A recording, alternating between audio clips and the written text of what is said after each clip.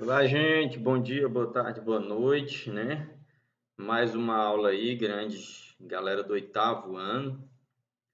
Queria dizer que a tática nossa tá dando certo, né? Aquele pessoal que não vinha no vídeo, né, assistir, tá vindo, nem que seja só para buscar atividade, mas tá vindo, né? Tá dando certo. Queria mais uma vez me desculpar por quem não precisava esse tipo de tática. Infelizmente, por causa dos ruins, os bons, né, terminam pagando, mesmo que os bons sejam a maioria, como eu sei que aqui no oitavo são, ok? Mas vamos aqui para nossa aula, ok? Tá aqui, gente. Vamos começar a tratar aí sobre a América Latina, né?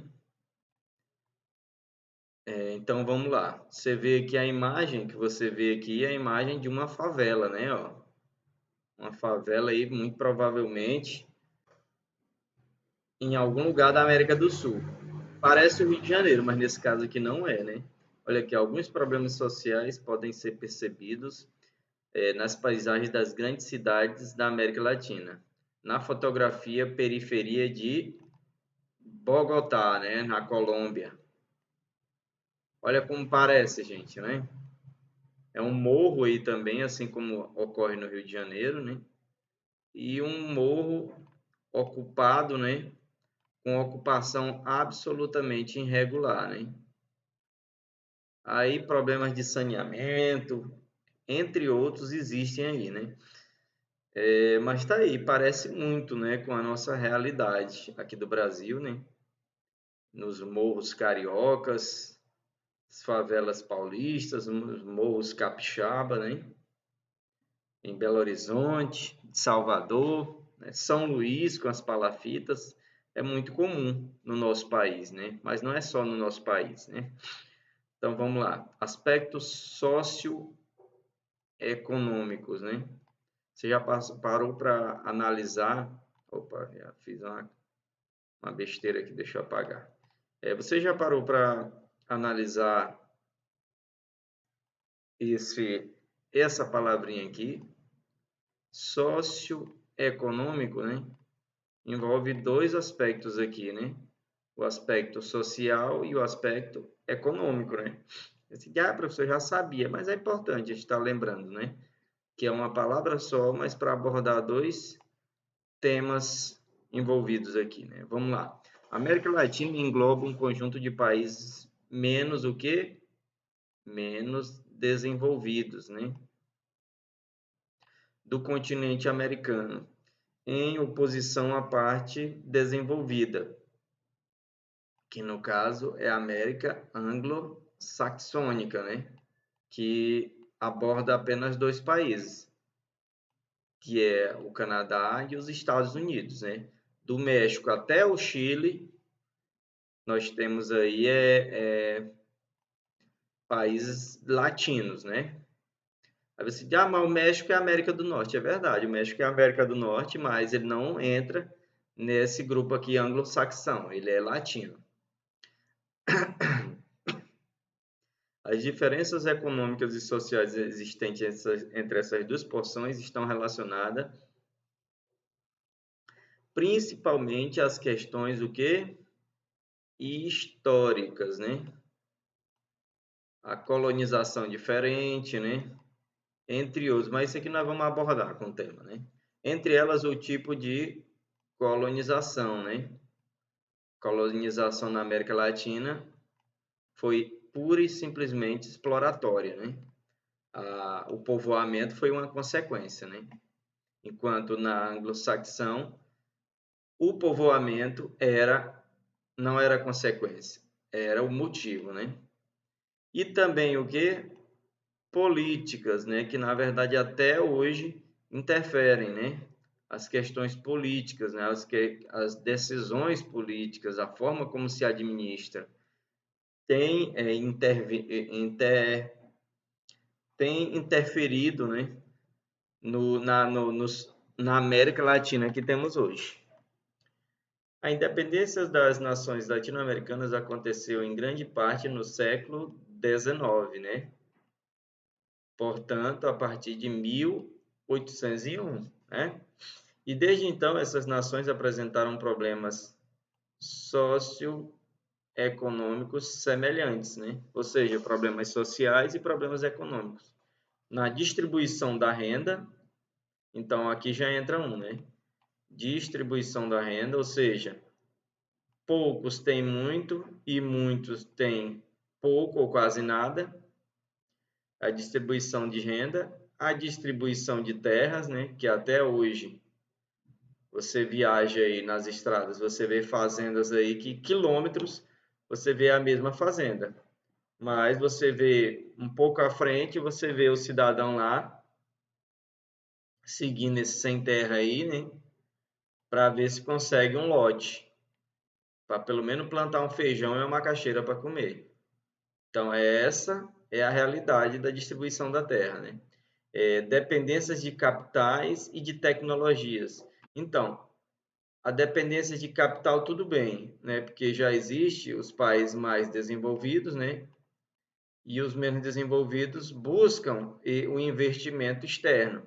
Agora, o de tecnologia é uma questão pura e simplesmente de gestão, porque um país como o Brasil não deveria ser dependente tecnológico da China, dos Estados Unidos e de países europeus, porque aqui, se há 30 anos nós tivéssemos feito investimento que nunca foi feito e nem que se pretende fazer na educação, nós não teríamos a dependência tecnológica que nós temos, né?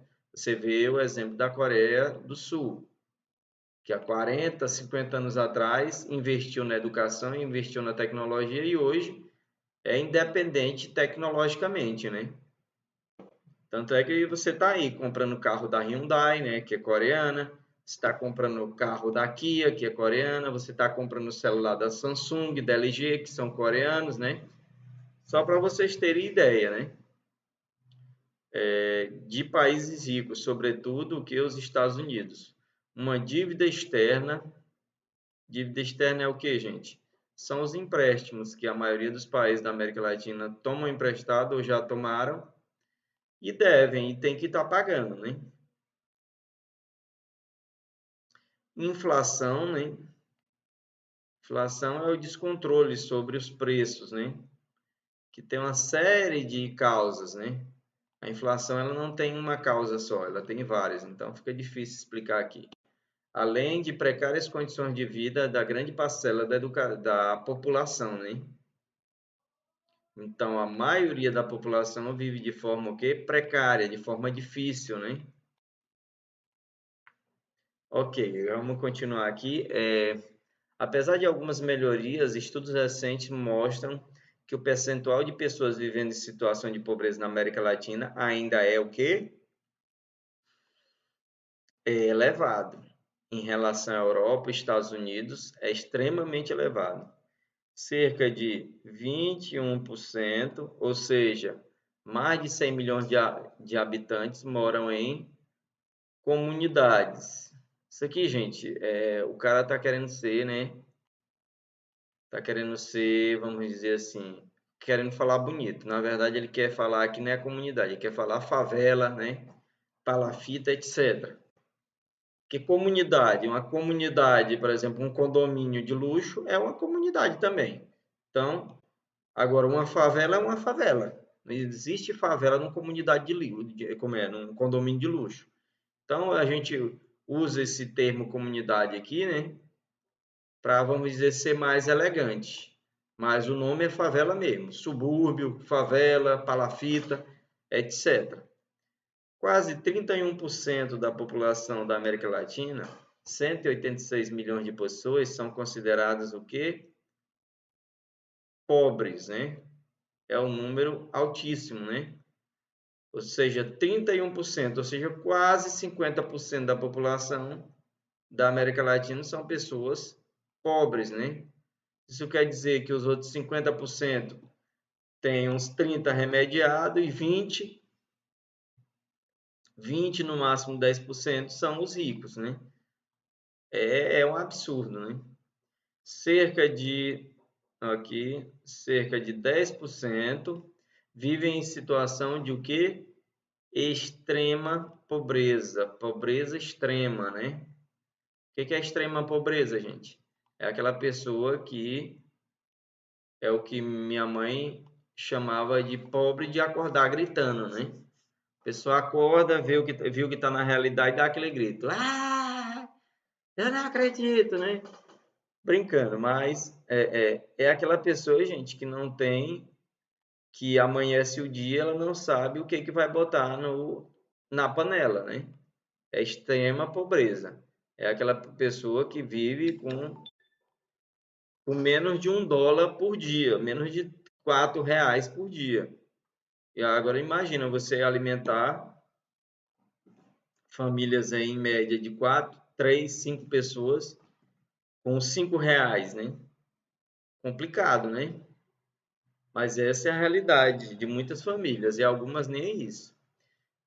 Com deficiências críticas no acesso à habitação, né? Tem gente aí literalmente morando debaixo da ponte.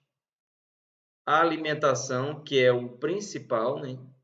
Porque você não ter um teto, não ter uma casa para morar, é difícil. Mas você não poder, terminar um dia ou começar um dia sem perspectiva do que vai comer no próximo dia ou no dia que está começando, é gravíssimo, né? E saúde, né? Que na verdade a saúde, né? A saúde ela é consequência da alimentação e também pode ser da habitação. Porque se você habita num lugar insalubre, num lugar onde é muito úmido, onde não tem esgoto, onde tem violência, né? Você não vai ter saúde. E se você se alimenta mal, né? Você não consome os nutrientes necessários para suportar, para sobrevivência e para manutenção do seu organismo, a saúde vai ser interferida, né? E outros serviços básicos, né? Gente, inclusive essa questão aqui da alimentação, ela, se a gente for analisar, vocês vão estudar algum dia, né? A pirâmide de Maslow, né? Essa pirâmide, gente, ela diz que nós temos necessidades. Esse aqui é a vida da gente. Tem a base da pirâmide, né? São 3 ou 4 degraus, níveis da pirâmide. E nessa pirâmide, primeiro nível da pirâmide aqui, estão as necessidades fisiológicas. Não é só fazer cocô fisiológico, gente. Quando a gente fala, a pessoa já pensa que é isso, né? Não vou escrever mais porque eu estou usando aqui o mouse, né? Não dá para escrever. Fisiológicas, a base é isso. O que é a necessidade fisiológica? É você comer, né? Satisfazer o seu apetite, sua fome. É você conseguir botar para fora o xixi, o cocô, porque existem pessoas que têm dificuldade. Então, isso vai interferir na qualidade de vida sua. Então, é fazer o cocô, o xixi, é comer, né? Comer bem, é beber a água. Isso aqui é a necessidade básica, né? Sem isso, ninguém consegue fazer nada, né? Então, comer, botar para fora essa comida, né? E essa bebida. É a necessidade para os adultos sexuais, né? Interfere, sim. E entre outras, mas as principais são essas, gente, na pirâmide mesmo.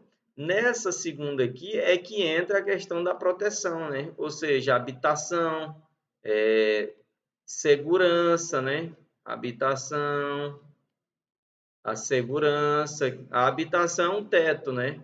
Por cima da cabeça, entre outros. E nesse outro aqui vai entrar a questão do emprego, a questão financeira, né? Então, se você não tiver saciado para a sua vida essa base aqui, ó, todas essas outras perdem o quê?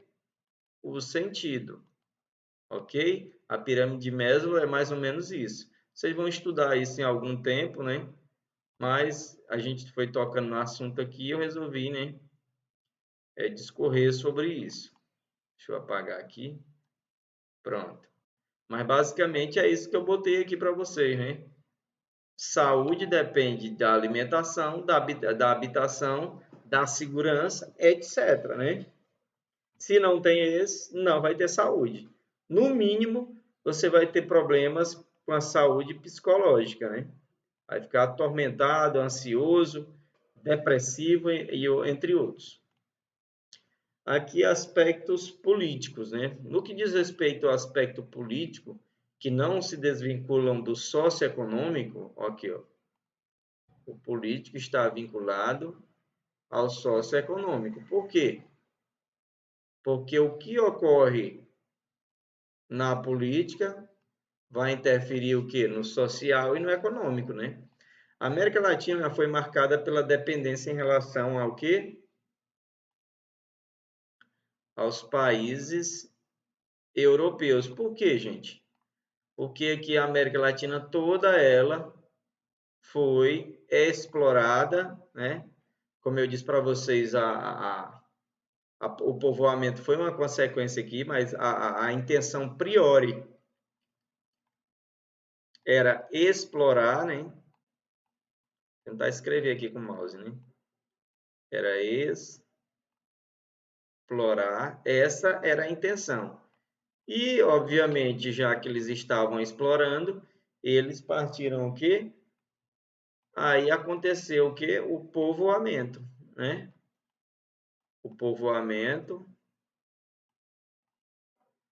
aconteceu o povoamento em consequência do quê? Da exploração. Mas vamos lá. Então, os países europeus eram as metrópoles que controlavam as várias colônias, que iam desde o México até o Chile. Todos esses países aqui foram dominados por nações europeias, como Espanha, no caso do Brasil, Portugal, né?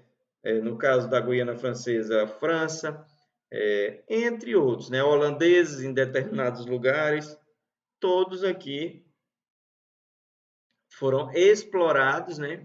E, consequentemente, povoados por nações europeias. Então, e depois os Estados Unidos, né? Porque depois que os Estados Unidos se tornou independente, se tornou uma nação poderosa, industrializada, ele se voltou em direção à América Latina, né?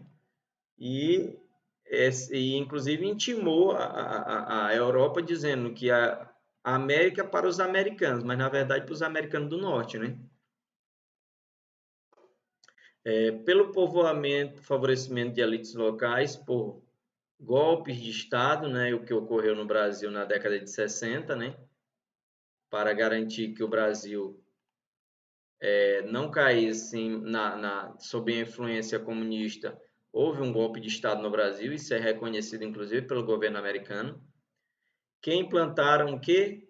Ditaduras militares, que foram absurdas, né, cometeram muitos crimes, nós podemos dizer assim, mas é aquela coisa, né, gente?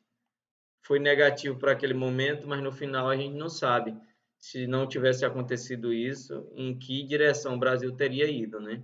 Então, não estou dizendo aqui que foi bom, mas eu acredito que Deus sabe de todas as coisas. Se Ele permitiu isso, é porque realmente era o melhor para nós. Em grande parte dos países. Aqui, um golpe de Estado é derrubada de um governo constitucionalmente legítimo por forças a ele, o que? Contrárias. Então, um golpe de Estado é toda vez que um governo que foi eleito, que obedece à Constituição, ele é derrubado pela oposição dele, ok? E de forma inconstitucional. Não foi o que aconteceu com a Dilma, né? A partir da metade da década de 80, vários países latino-americanos iniciaram processos de quê? Redemocratização, ou seja, foram afastando as ditaduras militares e dando poder realmente para os representantes do povo. Eu não sei até que ponto isso foi bom, né? Mas foi o que aconteceu. Porque, infelizmente, não quero dizer que durante a ditadura militar era melhor, mas os políticos brasileiros eles têm conseguido, né, tornar a vida da população cada vez mais difícil, né? Pondo fim a ditaduras, adotando governos democráticos, entre aspas, né? Porque num governo igual que a gente tem hoje em dia, dizer que é um governo democrático é complicado, né? E voltando a convocar eleições livres, né? Uma pena que a maioria da população não sabe votar. Tanto é que desde a década de 80, ou seja, bem antes de vocês nascerem, lá no período que eu vim ao mundo, as pessoas voltaram, começaram a votar, mas até hoje não conseguiram fazer nada de positivo, né? Mas ainda hoje esses países enfrentam instabilidades. O que é instabilidade, gente? É o que a gente passou aí quando a Dilma caiu, né? Por problemas de gestão dela, sim.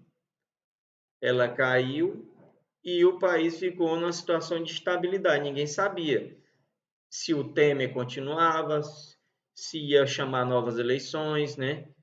E igual a gente está hoje aí também, com o presidente um tanto quanto desequilibrado, né? Fala muita besteira, e aí, às vezes, o Poder Judiciário tem que tomar as rédeas, em outro momento o Legislativo se opõe, aí o Legislativo se opõe ao Judiciário, e assim, isso é instabilidade. O correto é que cada poder faça a sua tarefa, né? Faça as suas obrigações para que o outro poder não tenha que intervir. Então, relacionados principalmente à corrupção, que é um problema grave no Brasil dos políticos, mas é importante dizer da população também, né? Inclusive, eu falei aqui, né? Aqui no nosso trabalho a gente enfrentou isso, né? Alguns estudantes estavam fazendo apenas as suas atividades e não vinham assistir a aula. Isso é corrupção, gente. Porque se você sabe que você tem que assistir a aula e depois fazer a atividade, você vai direto fazer só a atividade, você está sendo corrupto. Então você não tem muito crédito para falar do político. E se um dia você chegar lá, você também vai buscar um jeitinho, né? Igual alguns educandos aqui tentaram fazer um jeitinho, né? Para poder não perder tempo, né? A aula está aqui, ó, 20 minutos. É longo, é chato, mas é necessário, né? Então, principalmente a corrupção e a credibilidade, né? E a credibilidade de seus governos e instituições. O governo, no caso, por exemplo, o presidente do Brasil, o Bolsonaro, é o governo, né? É o líder do governo. As instituições são o quê? O executivo, o legislativo e o judiciário. Isso são as principais instituições do país, né? Uma ditadura militar, o que é? Um governo controlado por militares, muitas vezes resulta de um golpe de Estado e pode ser acompanhado de repressão e violência contra seus opositores, né? Na verdade, todas as ditaduras militares, elas foram violentas, né? A do Brasil foi fichinha em relação, por exemplo, à da Argentina e a do Chile, que matou milhares. Ok? Gente, eu vou agora, né? Infelizmente, nós vamos passar a atividade agora, porque é a tática que eu desenvolvi, né? Porque senão as pessoas querem ser espertas, né? Infelizmente, um grupinho pequeno, né? Então, vamos lá para a nossa atividade. Desculpa. Que problemas sociais são comuns em áreas com uma representatividade, como representada na imagem? Qual é a imagem, gente? É aquela imagem da favela, né, em Bogotá. Você vai dizer quais problemas sociais são comuns. Eu não admito menos do que 3 problemas. Responde seu caderno, não. Você vai responder no espaço de resposta da plataforma. Em sua opinião, que fatores estariam relacionados à formação de comunidade? Na verdade, não é comunidade, já disse. O cara quer ser elegante. A formação de subúrbios, a formação de favelas, a formação de palafitas, né? Então, você vai falar sobre a formação que fatores estão relacionados à formação dessas favelas, dessas comunidades, dessas palafitas, desses subúrbios, como essas nos países da América Latina. Então, você vai responder, ok? Vamos voltar para lá.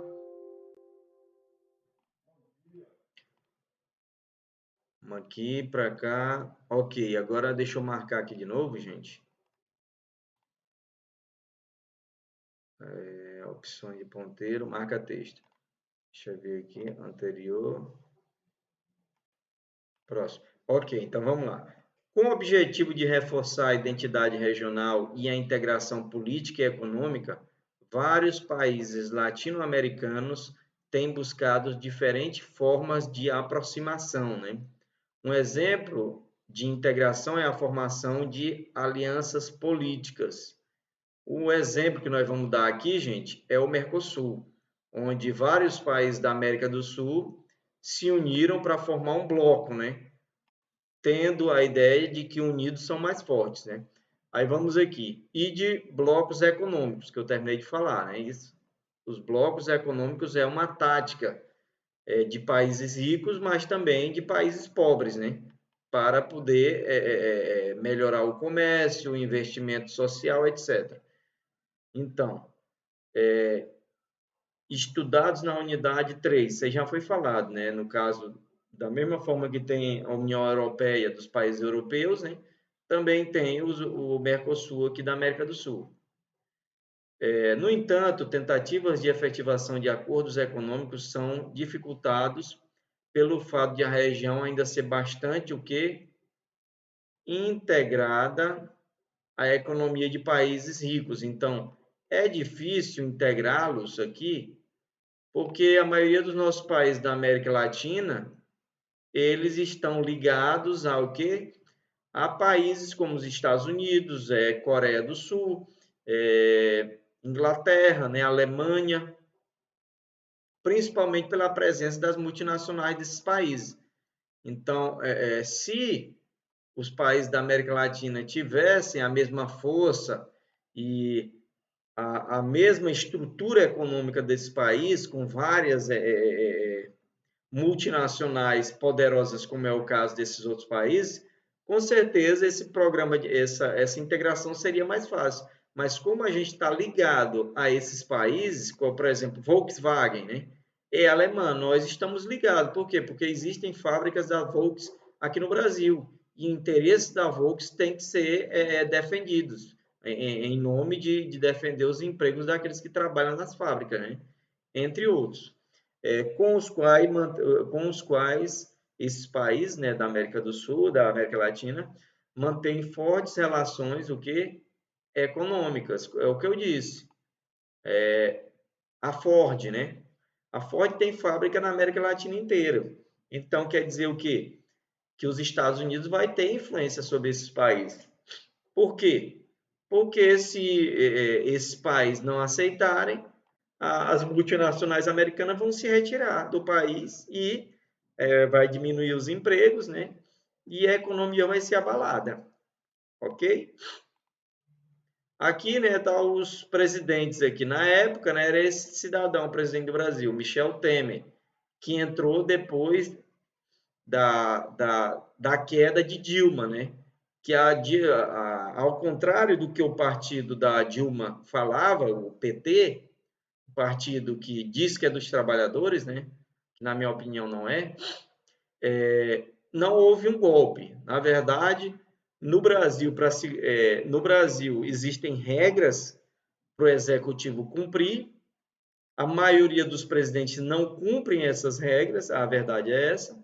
A Dilma não cumpriu várias regras e, como ela não tinha maioria no Congresso, ela caiu. Porque qualquer presidente que não tem maioria no Congresso, ele tem que governar no sapatinho, né? Ou seja, cumprindo todas as regras. Senão, o legislativo, por interesses, né, muitas vezes, o interesse que não é do povo, eles derrubam mesmo o governante. Agora, qual é o papel do governante? É não dar brecha, né? Não falhar nesse sentido para que o legislativo e o judiciário não hajam contra ele. E o problema da Dilma não foi que ela sofreu um golpe de Estado, é porque ela foi incompetente em governar, não tinha maioria no Congresso, ou seja, não tinha apoio do Legislativo, e o Legislativo derrubou ela. Muito simples. Da mesma forma, o atual presidente. Ele, hoje em dia, ele negocia cargos, né, e tem uma maioria no Congresso, mas a hora que ele não tiver mais isso, né, e ele aprontar, como ele, na verdade, a gente tem visto que ele tem aprontado muito, ele cai. E ele, hoje em dia, negocia a maioria no Congresso exatamente porque ele viu a dificuldade. E ele viu que tinha que negociar com parte do Poder Legislativo para se manter no poder. Ok? Ok. Então, gente, essa aí foi nossa aula. Deixa eu voltar para mim aqui, que é falta de educação, né? Falar com as pessoas sem olhar na cara. A gente agradece aí a participação, todos que assistiram. Nós estamos aí com 30 minutos. A aula é longa, a aula pode ser chata, mas é necessário, não é isso? Valeu, muito obrigado, até a próxima.